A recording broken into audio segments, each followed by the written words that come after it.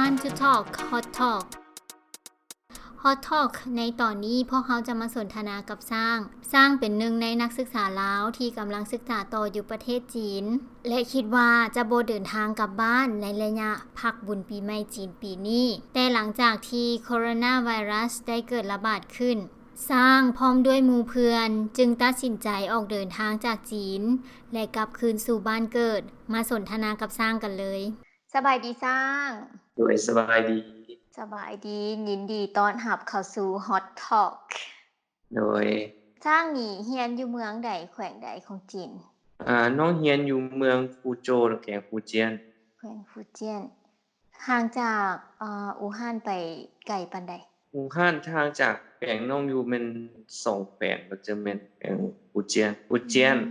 แต่แม่นช่างแล้วก็แม่นอู่ฮั่นช่างนี่เป็นคนที่อยู่จนฮอดวันที่เท่าใดน้องอยู่ฮอดวันที่27เดือนมังกรแล้วก็ตัดสินใจกลับบ้านมาโดยนั่นล่ะถ้าอีเฮาตัดสินใจว่าเฮาหันสิอยู่จนเปิดโรงเรียนโดยเพราะว่าน้องค้าเส็งในถ่ายอยู่หั่นกว่าจะเส็งแล้วก็พอดีม.สิเข้าโรงเรียนน้องมีเส็งตอนเดือน2วันที่9แต่ว่ามันเกิดสภาพจังซี่เขาเจ้าก็เลยเลื่อนเส็งเฮาตัดสินใจกับไผแน่ว่าเฮาต้องกลับบ้านแล้วเฮาจะบ่อยู่อีกต่อไปเฮาก็ลงกับรุ่นอ้ายแล้วก็ลงกับรุ่นน้องหลายคนเอิ้นกันมาลงกันว่าเดี๋ยวนี้สภาพมันแฮงขึ้นตลอดนั่นน่ะก็เลยว่าได้ล้มกันแล้วก็สวนกันกลับก่อนอันไหนก็มาลาวก่อนให้มันดีขึ้นมันยับยั้งได้แล้วค่อยกลับไปอีกเพราะว่าเฮาก็บ่ฮู้ว่ามันสิต้องใช้เวลาเท่าใดในการควบคุมและกำจัดพยาธิตัวนั้นเพราะว่าสภาพมันร้ายแรงขึ้นทุกมื้อสิ่งที่เฮาเห็นสิ่งที่มันร้ายแรงขึ้นทุกมื้อนี้แม่นหยังมันคืออัตราการติดเชื้อของคนน่ะนับมื้อนับหลายขึ้นแล้วก็มีคนตายหลายขึ้นแล้วเฮาก็ติดต่อกับทางบ้านแล้วพ่อแม่ก็บอกว่ากลับมาดีกว่าลูกโดยแม่นแล้วเขาเจ้าก็เป็นห่วงว่าเพราะว่าอยู่คนเฮาก็อยู่คนเดียวเนาะถ้ามันเป็นหยังมามันก็สิยุ่งยากก็เลยพ่อแม่บอกกลับก่อนแล้วตอนที่อยู่ในโรงเรียนนี่โรงเรียนได้มีมาตรการป้องกันควบคุมไวรัสแนวใดอาจารย์เพิ่นก็ติดตามตลอดเนาะแล้วก็บ่อยากให้ออกไปข้างนอกเลยอาจารย์ก็สิเช็กทุกมื้อเนาะว่านักเรียนเฮามันไปไสแหน่อยู่ในโรงเรียนหั่นเวลาที่มีคนนอกเข้าเขาเจ้าก็ต้องมีการตรวจวัดอุณหภูมิผู้ใดอุณหภูมิสูงเขาเจ้าบ่ให้เข้าถ้าผู้ใดอุณหภูมิสูงนี้ต้องเอาไปอยู่บ่อนกักกันโรคต่างหากเขาเจ้าต้องเอาไปกวดไปโรงหมอไปกวดว่าเป็นหยังแน่เป็นไข้ลาบ่ได้ว่าเป็นโรคติดต่อไปหยังอยู่โรงเรียนเฮานี่มีคนติดหรือหยังหรือว่ามีแต่เฉพาะบ่อนอื่นๆโรงเรียนเฮาก็ยังปลอดภัยอยู่โรงเรียนเฮายังบ่มีคนติดเทื่อตอนน้องอยู่หั่นบ่ได้ยินว่ามีไผติดเทื่อคนนักศึกษาที่ยังติดค้างอยู่ในหั้นก็ที่ว่าเขาเจ้าบ่ได้ตัดสินใจกลับบ้านก็ยังมีบ่เดี๋ยวนี้แชตอยู่กลุ่มกันหั่นแม่นเขาเจ้ากลับก็เบิดแล้วคนที่อยู่หั่นเขาเจ้ากลับได้แล้วอันยังก็ยังใน2-3คนประมาณนั้นบ่ได้ถามเขาเจ้าบ่ว่าเป็นหยังคือบ่ตัดสินใจกลับบ้านตอนนี้น้องก็บ่ได้ถามแล้วหมู่คนต่างประเทศเด้หมู่คนต่างประเทศสมมุติว่ามันไผมีเงินไขกลับประเทศเขาเจ้าบ่อยู่ไกลหลายเขาเจ้าก็กลับหรือพวกไปโจสิไปโจมันกลับยากเขาเจ้าก็บ่กลับเพราะมันใช้เวลาเดินทางกว่าสิฮอดบ้านเขาเจ้าก็ตัดสินใจอยู่หั่นอาจารย์ก็ดูแลเขาเจ้าไปทางใดตอนที่เฮาจะกลับบ้านนี่เฮาได้อาจารย์ได้ให้เฮาเซ็นหนังสืออีหยังบ่บ่ตอนนี้มีแต่อาจารย์แล้วสิตั้งกลุ่มขึ้นมาคนที่กลับคนที่จะกลับประเทศ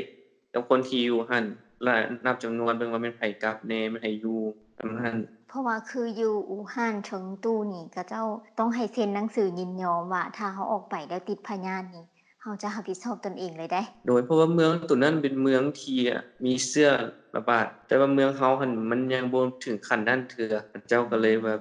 ยังบ่เข่งขัดหลายแม่นอยู่อู่ฮั่นเข่งครัดหลายตอนที่เฮากลับมานี่มีในยนต์หั่นมีคนจีนมานำบ่โดยแม่นน่ะในตอนกลับมามีคนจีนหลายเฮารู้สึกย้านบ่ตอนนั้นก็รู้สึกย้านหน่อยนึงแต่ก็เฮาก็ได้ใส่ผ้าปิดปากมีใช้เวลาขี่ยนต์ดนปานใดกลับฮอดลาวจากฟูเจียนมาเจียนมานี่ว่าคัน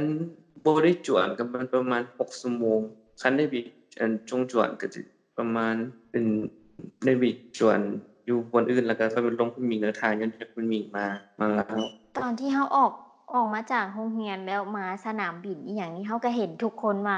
ใส่ผ้าปิดปากใส่เครื่องนุ่งที่พร้อมจะป้องกันเชื้อไวรัสหรือว่าบางคนก็ยังบ่ได้ใส่ผ้าปิดปากหยังเลย ตามท้องสังเกตเบิ่ง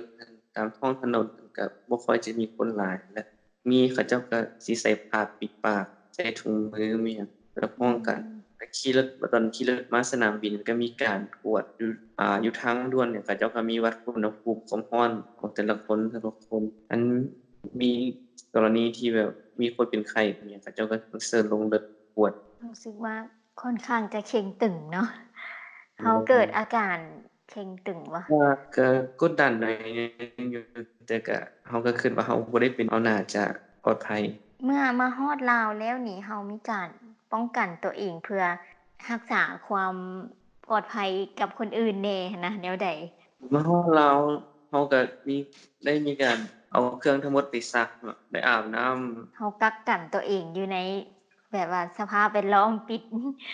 ไว้ดนเพื่อจะพิสูจน์ว่าเฮาบ่ได้เป็นเชื้อไข้หวัดใดบ่ได้มีเชื้อโคโรนาอิหยังต่างๆแล้วก็จั่งออกไปนอกจังซี้บ่โดยเราก็เบิ่งอาการเราว่าเราบ่มีไข้บ่หรือบ่เจ็บคอบ่หยังแล้วก็น่าจะออกไปนอกได้แล้วหมู่ที่มานำกันทั้งหมดนี่ก็ยังปลอดภัยดียังปกติอยู่โดยแม่นแล้วทุกคนมานำกันก็บ่ได้มีอาการอิหยังปกติ ได้ยินข่าวบ่ว่าอยู่ลาวเฮาปลอดภัยดีทุกคนยังบ่มีรายชื่อผู้ติดเชื้อเลยอันตัวนี้เนาะเราก็บ่ฮู้ข่าวแท้จริงว่าเป็นจั่งใดนะแต่คันว่าบ่มีก็ดีแต่ว่ามีมาก็ต้องให้ป้องกันแหน่เมืองเฮาเองก็ถูกปิดบ่หรือว่ายังมีรถแล่นอยู่ยังมีรถเมล์ยังมีรถไฟฟ้าต่างก็มีแล่นอยู่รถเมล์ประจำทางก็มีแต่ว่าก็บ่มีคนขึ้นบ่มีคนขึ้นรถแล่นก็แล่นน้อยบ่ค่อยเพราะว่าน้องก็มีหมู่คนจีนถามเขาเจ้าว่าบ่ค่อยได้ออกไปไสเลยอยู่แต่บ้านๆแสดงว่ามันก็ยังมีรถเมล์แล่นอยู่รถสาธารณะอยู่เนาะโดยแม่นแสดงว่าฟูเจียนนี่ก็ยังบ่ถึงขั้นว่าร้ายแรงหลายโดยผู้เชี่ยนยังอันเป็นนั้น เมืองเปิดอยู่ เปิดอยู่แต่ก็คนก็บ่ค่อยมีเขาเจ้าก็นักศึกษาจีนยังอยู่ในหอพักอยู่บ่หรือว่าบ่เห็นเขาเจ้าเลยล่ะปิดบ่ไฟมืดเลยบ่มีแล้วคนจีนเขาเจ้ากลับเบิดเลยมีก็มีแต่นักศึกษาลาวนักศึกษาต่างประเทศแสดงว่านักศึกษาต่างประเทศนี่ก็ค่อนข้างอยู่ในสถานการณ์ที่ยากลำบากกว่าคนท้องถิ่นเนาะแม่นแล้วแล้วเวลาไปตลาดตะลีนี่ได้ยังเครื่องกินยังอุดมสมบูรณ์อยู่บ่ตัวนี้เนาะตามที่ออกตลาดมาช่วงสิกลับหั่นอาหารก็อย่าขาดแคลนได้แล้วอ๋อเขาเจ้าซื้อคนจีนเขาเจ้าได้ซื้อไปกักตุนไว้นี่ก็เป็นสาเหตุหนึ่งที่เฮ็ดให้พวกเราคิดว่าน่าจะกลับมาบ้านก่อนเราบ่ฮู้ว่าเป็นฮอดมื้อใดไปย่างมื้อใดมันสิจับย่างได้อาหารการกินเราก็คือสิยุ่งยากกันไปจากนั้นอืม มันราคามันได้แพงขึ้นบ่ทั้งเรื่องอาหารการกินผ้าปิดปากถุงมืออิหยังต่างสำหรับอาหารการกินน้องคิดว่าราคามันจะสูงขึ้นหน่อยหนึ่งๆแต่ก็ตัวผ้าปิดปากนี่ก็ขาดตลาดเนาะตอนพวกน้องสิมาพวกน้องไปรอซื้อก็บ่มีได้ไปขอจากรุ่นน้องอิหยังเขาเจ้าซื้อมาแต่คนอื่นอาจารย์บ่มีแจกว่ะบ่อาจารย์บ่ได้แจกมีแต่ซื้อเอาเองอ๋อคือบางเมืองที่มันร้ายแรงก็ได้ยินว่าเขาจะแจกเช่นว่าอยู่ในอู่ฮั่นเฉิงตูอิหยังนี่โดยมันก็ขึ้นนำมาตรการของโรงเรียนเขาเจ้านั่นเนาะคิดว่าเขาเจ้าน่าจะเอาไปเมืองที่มันค่อนข้างจะร้ายแรงก่อนเนาะคือให้บุรมิสิทธิ์ไปก่อนเฮานี่ก็เอาไว้แถวท้ายๆ โดยอาจจะแม่นจั่งซั้นรู้สึกว่าดีใจที่ว่าทางก็กลับมาบ้านแล้วได้เนาะก็ปลอดภัยดี ภูมิใจอยู่ตอนอยู่พุ่นก็ แม่บ่แม่นให้นำทุกมื้อว่า กลับมาบ่เถอะลูก เด็กเขาเจ้าก็ถามอยู่ว่าเป็นจั่งใดสภาพเป็นจั่งใดโอเคบ่โอเคครับ แล้วการเรียนของเฮาเดะจะตอนใดจะจบเรียนว่าใกล้เรียนอือฮึ น้องอีก2ปีพุ่นแหละสิจบเพราะว่าน้องหาก็ไปอีก2ปีปลายก็น่าจะจั่งสิจบแต่ว่ามันก็อาจจะเลื่อนออกไปย้อนสาเหตุนี้แม่นเราก็บ่รู้เพราะว่าเดี๋ยวนี้กลับมาก็บ่รู้ว่าสิเลื่อนฮอดมื้อใดก็เฮียอาจารย์ก็บ่มีคำตอบเลยมีแต่ว่าโจบไว้ก่อนอืมให้โรคระบาดนี่เขาเจ้ายับยั้งได้อืแล้วก็เคมลียร์ทุกอย่างแล้วจึงมีการเปิดเรียนใหม่หมู่เมืองที่น้องอยู่นั่นก็มีผู้ติด120เชื้อ ผู้ติดเชื้อแม่นแล้ว แล้วเอ้ยฟังข่าวตอนแรงๆนี่นะว่าคือตัวเลขมันเพิ่มขึ้นคล้ายๆว่าเป็นมื้อละพันไปเลยหั้นนะแม่นน้องก็ตกใจคือกันเบิ่งข่าวจีนจาก 2,000 แล้วมันขึ้นอัปมันเป็น 4,000 4,000อัอืปแล้วคือมันมเป็นตาขี้ย้านมันติดกันแบบไวขนาดแม่นๆคือเอ้ยเห็นบางคนที่โพสต์เรื่องเกี่ยวกับไวรัสโคโรนานี่นะเขาเจ้าก็บ่เห็นว่าเขาเจ้าจะ seriously อิหยังเลยใดเขาเจ้าก็หัวๆว่าอ๋อติดไวรัสนี่ก็บ่ย้านเท่าบ่มีเงินดอกจังซี้ก็มันก็บ่แบบเขาเจ้าก็บ่เจอกับตัวก็บ่เข้าใจเพราะว่าคืออยู่จีนมีกรณีหนึ่งที่เรามีเงินผู้นั้นเรามีเงินแต่ว่าเราติดเชื้อนะเงินก็อืมช่วยหยังบ่ได้อืแล้วก็มเงินเลยบัดนั้นแล้วยังมีชีวิตอยู่บ่รักษาหายบ่อันนี้น้องก็บ่รู้เนาะเพราะว่าเห็นเขาเจ้าออกอ๋อ ตัวยิงซื่อกล้องวงจรปิดเขาเจ้าออก มันบ่แม่นเรื่องลิ้นๆหัวๆเนาะมันเป็นปัญหาระดับนานาชาติไปแล้วหั้นนะแม่นเพราะว่าแต่คันติดเชื้อแล้วอีกประมาณ9มื้อ10มื้อนี่หายใจบ่ได้แล้วก็เสียชีวิตเลยมันไวเนาะคือบางเทื่อเราเป็นจนบ่รู้อาการจนมันแรงร้ายแรงขึ้นมาแล้วเราจั่งเสียชีวิตไปณตอนนั้นแม่นบ่เพราะว่าบ่ฮู้ว่าเราติดเชื้ออืมฮู้แม่นตอนที่มันออกอาการแท้ๆมาที่ล้มอยู่ว่าลาก็ล้มลงสิอืเป็นไข้มไข้แฮงแล้วก็หายใจบ่ค่อยออกประมาณนั้นเราเคยเห็นคนที่ล้มลงต่อหน้าต่อตาเราบ่ตัวนี้บ่เคยเห็นอะมีแต่เห็นแต่อยู่ได้ยินเขาเจ้าถ่ายลงหั่นแต่อืเจอกับตัวม กรณีตัวเองนี่บ่เคยเจอเทื่อบางคนก็เห็นหมู่โพสต์เกี่ยวกับเรื่องไวรัสอิหยังนี่ก็ยังแบบกดหัวฮ่าๆๆอิหยังเสยอยู่อะนะโดยเออก็ฮามันบ่ได้เป็นเรื่องตลกเลยได้นี่แล้วบางแม่นแล้วประเทศนี่มันบ่เป็นเรื่องตลก แม่นและกรณีที่คือสร้างอยู่ทางเหนือนี่บ่ฮู้ว่าสร้างเห็นบ่ที่ว่ากรณีที่คนจีนเข้ามาในลาวนี่มันมีแท้บ่หรือว่าเราก็บ่ฮู้ก็มีแท้เข้ามาหลายแต่เดี๋ยวนี้เขาเจ้าก็บ่ใ